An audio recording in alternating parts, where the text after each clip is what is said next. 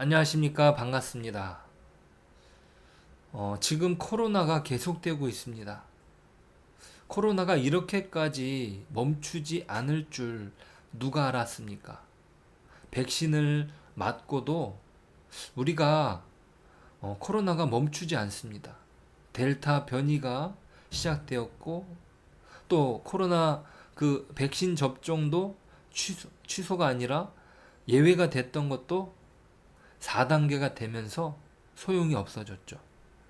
누가 이렇게 될 줄 알았습니까? 자, 여러분. 아침에 비가 온다는 예고를 들으시면 여러분들은 어떻게 하십니까? 당연히 우산을 들고 나가는 거죠. 자, 그런데 먹구름이 몰려온다면 어떻게 되겠습니까? 바람이 거세게 부는 거예요? 빗방울이 너무 굵어져요?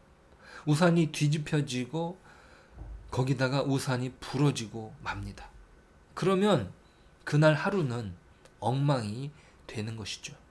자, 그 장면이 재미있는 그림책인데요.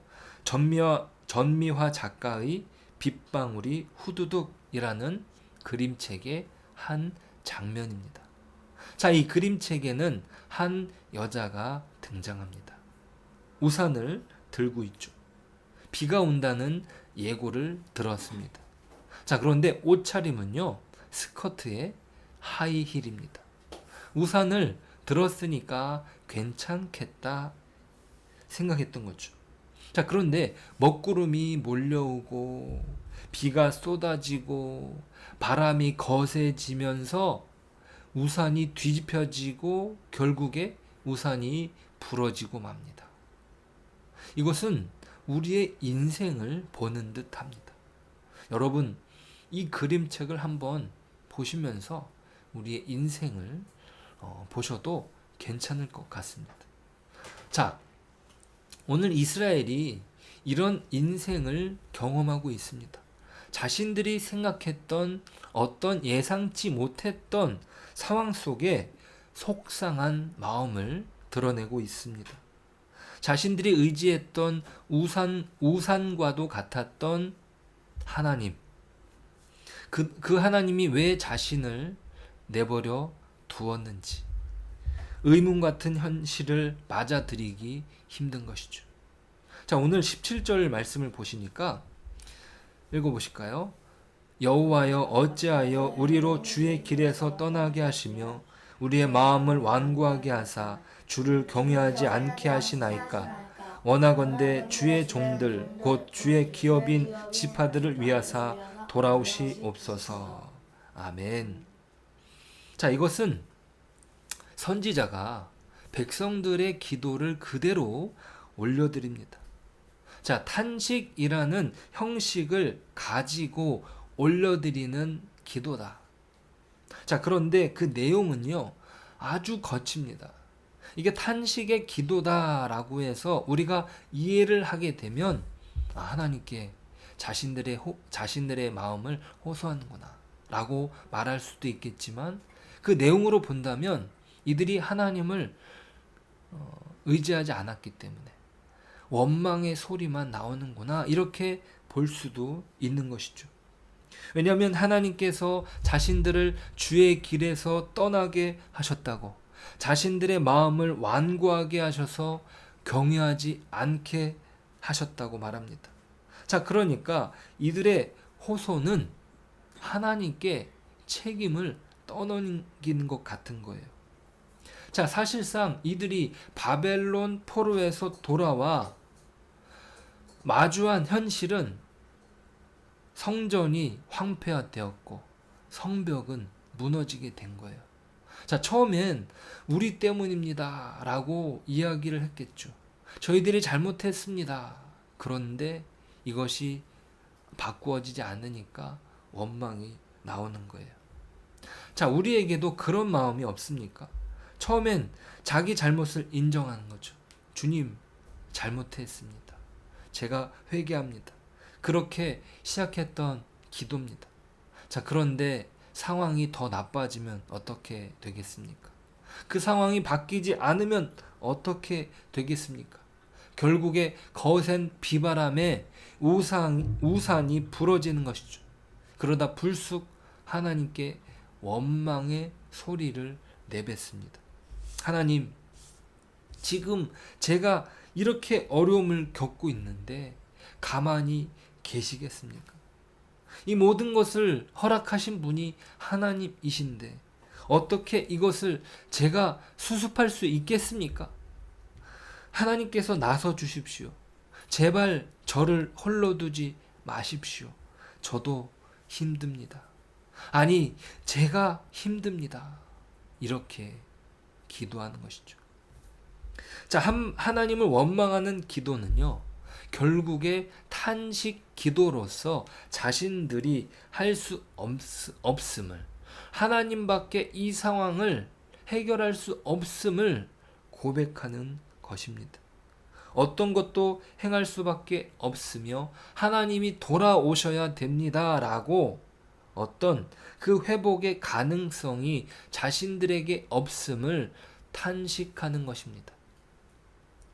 자, 그러니까 이들이 원하는 것이 무엇이냐면 주님께서 하늘을 가르고 강림하셔서 주 앞에서 산들이 진동하기를 구합니다. 자, 그러면서 64장 2절을 보시니까 불이 섭을 사르며 불이 물을 끓임 같게 하사 주의 원수들이 주의 이름을 알게 하시며 이방 나라들로 주 앞에서 떨게 하옵소서. 아멘. 자, 엘리야가 하나님께 기도했던 장면이 어떻습니까? 그 제물에다가요, 제단에다가 물을 들이붓는 거예요. 콸콸콸콸콸콸. 그리고 하나님께 기도하자 하늘에서 불이 내려오면서 그 물이 다 마르고 제단을 다 태워버립니다. 자, 그러니까 하나님이 일하신다면 모든 것이 다 가능하다. 모든 것들이 다 녹아질 것이다 라는 믿음으로 나아가고 있습니다. 자, 그런데 오늘 말씀의 중요한 전환, 그러나로 시작되는 말씀 64장 8절이죠. 같이 읽어보실까요? 그러나 여호와여, 이제 주는 우리 아버지시니이다. 우리는 진흙이요 주는 토기장이시니 우리는 다 주의 손으로 지으신 것이니이다. 아멘. 자, 하나님께서 토기장이시다라는 고백을 드립니다. 자, 이 토기장이라는 이야기는요, 예레미야서에서도 기록되고 있습니다. 토기장이 하나님이 이 세상을 창조하셨기에 하나님은 우리의 토기장이다 고백합니다. 모든 주권이 하나님께 있음을 아는 거죠. 자, 예레미야에게 하나님이 말씀하셨어요. 토기장이에게 가봐라. 토기장이에게 그릇을 사라고 하시는 것이 아니라 토기장이가 어떻게 그릇을 만드는지를 보라는 거예요. 자, 예레미야 18장 4절을 보시니까 이렇게 기록돼요. 진흙으로 만든 그릇이 토기장이의 손에서 터짐에 그가 그것으로 자기 의견에 좋은 대로 다른 그릇을 만들더라. 자, 여기서 중요한 포인트는 다른 그릇이에요. 자, 토기장이가 그 손에서 그릇을 빚는데 자신의 의지대로 빚습니다. 자, 예를 들어서 주전자를, 이게 보니까 주전자가 만들어지는 것 같아 보여요. 자, 그런데 그릇이 터지니까 그것을 다시 뭉개가지고 다른 것을 만들어 버립니다. 자, 그 광경을 보면서 무릎을 탁 치는 거예요. 이 모든 과정은 어떤 그릇을 고집하지 않으시는 것. 처음부터 만들려던 그릇이 고집되지 않고 다른 그릇을 만들어 버리는 거예요. 자, 그것이 진흙 안에 다른 이물질이 들어가 있어서 그런지 아니면 진흙이 건조해서 그랬는지 알 수 없습니다. 분명한 것은 그릇이 진흙이 토기장이가 원했던 뜻에 적절하지 않았던 것입니다. 여기서 중요한 것은 무엇입니까? 토기장이가 자유롭게 변경할 수 있는 것이죠. 자, 그릇은 터지고 토기장이는 그 그릇을 다르게 만들어 버립니다. 자, 그러니까 진흙의 상태에 따른 결과입니다. 진흙이 터지지 않았다면 처음 계획대로 진행했을 것입니다. 그야말로 토기장이의 주권과 진흙의 상태가 서로 어떻게 해요? 합쳐진 산물인 것이죠. 자, 그렇다고 그 흙을 버리지 않으십니다. 끝까지 사용하십니다. 그것을 빚어서 그릇을 만들고야 맙니다. 왜냐하면 오늘 본문의 고백처럼 그들은 주의 백성이기 때문입니다. 하지만 그 빚으시는 손길에 의해서 다시 빚어져 가는 것입니다. 주의 백성들이 광야가 되고 예루살렘이 황폐되었어도 그 회복은 주님께 달려 있습니다. 자, 아까 말씀드렸던 빗방울이 후두둑이라는 그림책에서 이 부러진 우산이요, 작은 강아지의 피난처가 됩니다. 자, 이스라엘이 망가진 것이 도리어 이방의 통로가 되었다는 로마서의 기록처럼 그렇게 사용됩니다. 자, 로마서 11장 25절 보시니까 형제들아 너희가 스스로 지혜 있다 하면서 이 신비를 너희가 모르기를 내가 원하지 아니하노니 이 신비는 이방인의 충만한 수가 들어오기까지 이스라엘의 덜어는 우둔하게 된 것이라. 아멘. 자, 구원의 놀라운 신비는 잘 모르겠습니다. 그것이 어떻게 가능한 것인지. 하지만 하나님께서 이루시기에 그것은 신비입니다.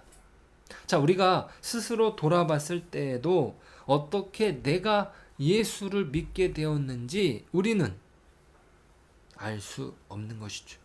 자, 그것은 우리가 예수를 믿기 위해서 예수님께서 죽으셨기 때문입니다. 저가 예수를 믿게 된 과정도요, 모태신앙이었지만 예수를 직접적으로 만나게 된 계기가 바로 예수님의 십자가 사건을 제가 보게 되면서였어요.